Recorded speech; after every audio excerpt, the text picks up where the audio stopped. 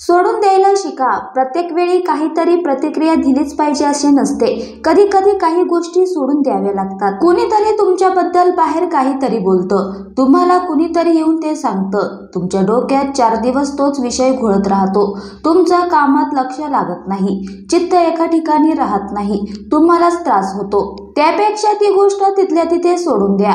विसरू नका, कधीतरी उत्तर देण्याची संधी मिळेल. पण ह्या गोष्टीला आपल्या विचारांवर ताबा मिळवून देऊ नका. त्याच्याबद्दल सतत विचार करून आपला तणाव का वाढवता? प्रतिक्रियावादी होऊ नका, क्रियावादी व्हा. तुमचा एखादा जवळचा व्यक्ती अचानक तुमच्या विरोधात जातो. तुम्ही त्याच्यासाठी खूप काही केलेलं असतं, त्याला खूप मदत केलेली असते, अडचणीत साथ दिलेली असते. आता तोच तुमच्या विरोधात जात असतो. तुम्हाला तीच गोष्ट दिवसेंदिवस खात राहते. तुम्ही सतत स्वतःला दोष देत निराशेत दिवस ढकलता. त्यापेक्षा तो आपला नव्हताच असं समजून विषयाला सोडून द्या. स्वतःला त्रास करून घेतल्याने त्याला पश्चाताप होणार नाही. तुम्ही का त्रास करून घेताय? झालंच तर आपल्यालाच मनस्ताप होतो आणि त्याचा आपल्या आरोग्यावर परिणाम होतो. त्याची वृत्ती तुम्हाला लवकर कळाली यातच समाधान माना. असं केलं असतं तर तसं झालं असतं, असा निर्णय घेतला असता तर तसा फायदा झाला असता, यामुळे असं झालं असतं, त्यामुळे हे असं झालं असतं. हे सोडून द्या. झालेल्या गोष्टींवर विचार करून वेळ ऊर्जा का वाया घालवताय? जुन्या निर्णयातून फक्त शिकायचं काम कर. पुढे काय करायचंय त्यावर लक्ष केंद्रित कर. झालेल्या गोष्टी सोडून दे. पुढे काय करायचंय ते ठरव. इतिहासात अडकून भविष्य घडवता येत नाही. भूतकाळातल्या गोष्टींमधून फक्त धडा घ्यायचा असतो, मनस्ताप नाही. हा असा का वागला, तो तसा का वागला, हा असा का बोलला, याने विश्वासघात केला, त्याने धोका दिला, हे सोडून द्यायला शिका.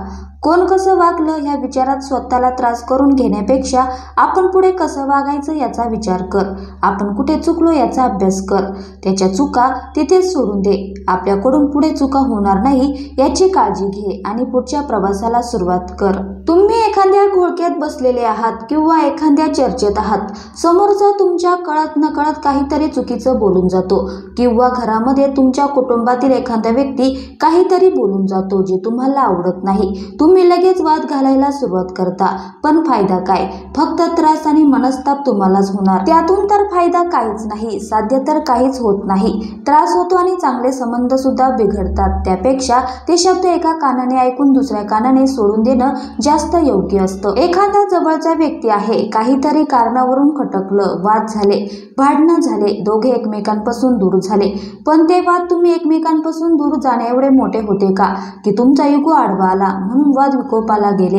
नक्की कुठं चुकलंय याचा विचार करा. मन दुखावणारा वाद नसेल तर पुन्हा एकत्र येऊ शकता का हा विचार करा. कधी कधी चुकी कोणाची याचा विचार करण्यापेक्षा झालं गेलं सोडून पुन्हा नव्याने सुरुवात करणं जास्त चांगलं असतं. सोडून द्या म्हणजे चुकीच्या गोष्टींना डोक्यावर घेणे नाही. सोडून द्या म्हणजे अशा गोष्टींपासून दूर राहण्याचा प्रयत्न करा ज्यामुळे आपल्यालाच त्रास होणार असतो. आपला वेळ ऊर्जा अशाच गोष्टींसाठी खर्च करा ज्याचा आपल्याला काहीतरी फायदा होणार असतो.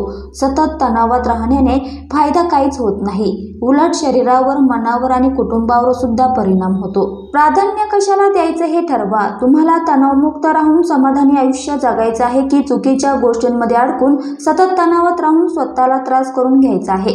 आयुष्यात यशस्वी होण्यासाठी तणावमुक्त मन फार महत्त्वाचं असतं.